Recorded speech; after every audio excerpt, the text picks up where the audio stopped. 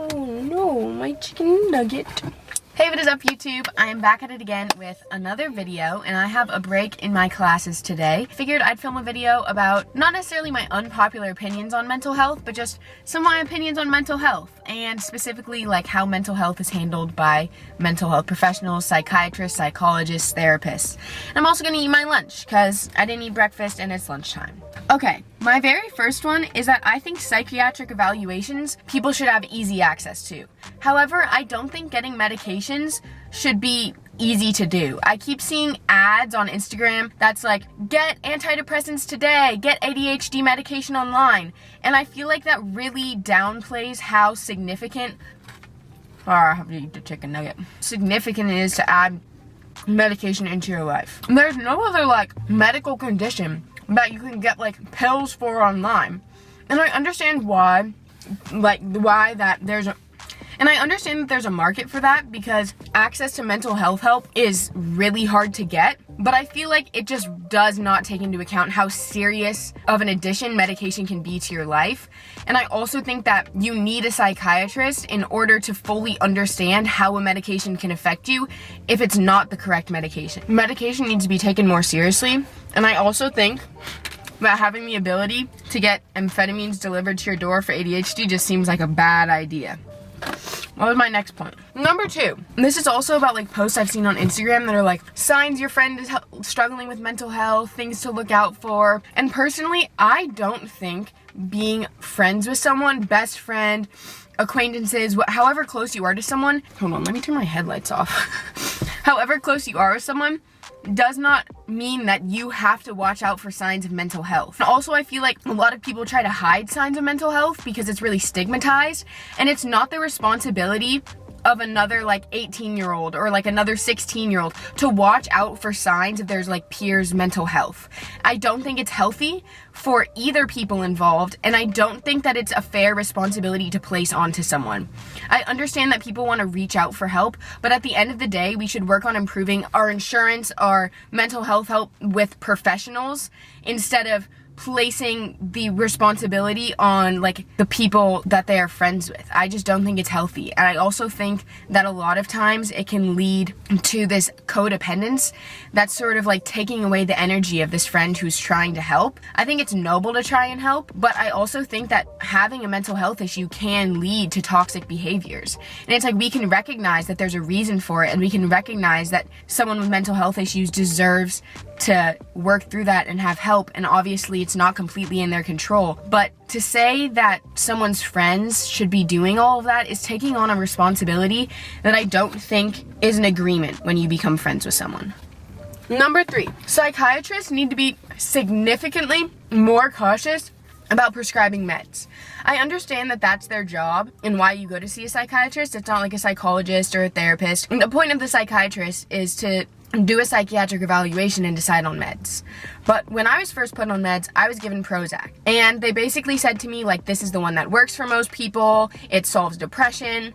And I remember expressing concerns that I thought maybe depression was not the only problem, or maybe that was not the correct diagnosis, even though I was having symptoms of depression. But they were like, no, we always try Prozac, and basically listed off all of the things on the back of the bottle that are like, you could have more suicidal thoughts, blah, blah, blah, blah, blah. But they didn't really go into depth on how damaging being on Prozac can be if it is not the right medication for you. They also rely on the fact that when you are on medication, that can make you delusional, it can cause psychosis, it can cause manic episodes, it can cause extreme depression depending on like the chemical balance in your brain, or I mean imbalance, but they rely on the fact that people should be self-aware when they're on these medications. And one of the symptoms is like delusions. It's hard to manage your own mental health and understand it if you are on medication that is actively working against your ability to make progress. So I think that there should be like weekly checkups when you start medication. I don't think that it's something to take lightly, and I don't think it's something that we should just be handing out like, this is the generic medication we give people, and being like, it works for most people, so it's fine. Because I've heard so many like horror stories about people starting on the wrong medication and it completely ruining their ability to get mental health help or make progress in therapy or with a psychologist for months after taking medications that they were not supposed to be taking. I remember one of the only reasons that I stopped the medication in time to not have to go to a mental hospital was because my mom has a degree in psychology. She knew what to look out for, and she knew when to tell me to stop taking the medication. But that's not something that is common knowledge, and it should be something that is explicitly stated and should be significantly more emphasized when getting medication. Number 4, I'm enjoying talking about this and filming this video, but I gotta go faster because I'm so sweating, but if I turn the AC on, you cannot hear me. Number 4, okay, I don't know a ton about this one. I've only done a tad bit of research on it, but basically, there are brain scans that you can get that I'm not quite sure, how the brain scans work, but basically, they have these brain scans that can help show what the chemical imbalance is in people's brains when they have mental health issues, which means that we can avoid giving people the wrong medications for the most part because we can see the actual chemical reactions going on in their brain. However, it is wildly expensive to get done, and I think that that's something that needs to be focused on. If we have the ability to scan people's brains and get a more accurate reflection of why they're struggling, it should be something that is easily accessible. I think one of the best points made about this is there is no other health issue that we just guess on, where it's we consider it almost an art. And I think therapy and being a psychologist are more of an art because it's more about the interpersonal connection, but psychiatry should not be an art. And we have the ways to make it not an art and to actually have concrete evidence and information about somebody's chemical imbalances in their brain before we give them medications. It's something that pisses me off. Chicken nuggets slap, bro. So good. I take it all back. Number 5, you don't need mental health help if you have chicken nuggets. Ow, ow, ow, ow. I sat on the couch, on the arm of a couch really hard, and I messed up my tailbone so badly. Alrighty, I had to restart the camera because it stopped recording for a second, so now it's at a different angle, but we're just gonna have to go with it. Number 5 is, I think, the effectiveness or importance of a diagnosis is way overhyped. There's this misconception that once you get the diagnosis, all of a sudden you can solve the problem immediately. I have never received an official diagnosis on a piece of paper. You can't go through my medical records and find this is what you have. But I take medication that I take mood stabilizers and a SSRI antidepressant, and the general consensus was that I have bipolar disorder. First, I was great, now I can kind of understand what's going on in my brain, which was helpful to some extent, but understanding that I'm bipolar, or at least that people think I'm bipolar, did not lead to positive, tangible change in my life in any way. I think that the diagnosis was helpful,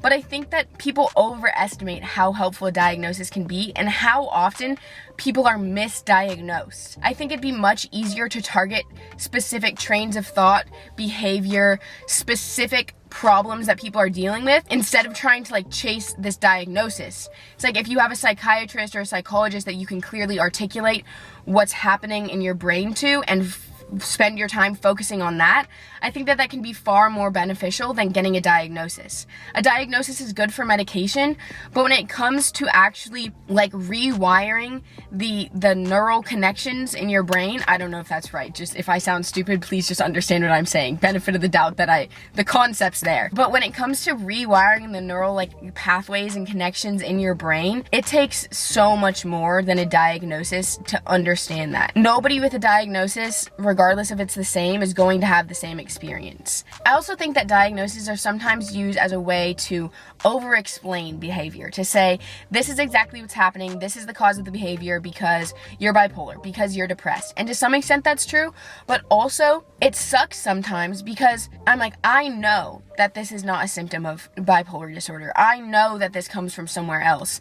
And I am tired of someone attaching a reason to it that I don't think is accurate and I don't think is going to provide me the help I need. Obviously, there are certain symptoms that I know are a cause of the chemical imbalance that causes bipolar disorder, but I don't think that everything leads back to that. And I think I don't want to use the word gaslighting because everyone's uses the word gaslighting, but it does kind of feel invalidating when every single action and every single thing you want to improve on is traced back to one diagnosis. I think it's a really black and white way of looking at a situation when you're dealing with not black and white emotional distress. Anyways, I am literally going to sweat all my makeup off and like drench this shirt if I don't stop filming and turn the AC on. Anyways. So I'm gonna end the video there. I would love to hear y'all's opinions in the comments, and I will see you guys in the next video.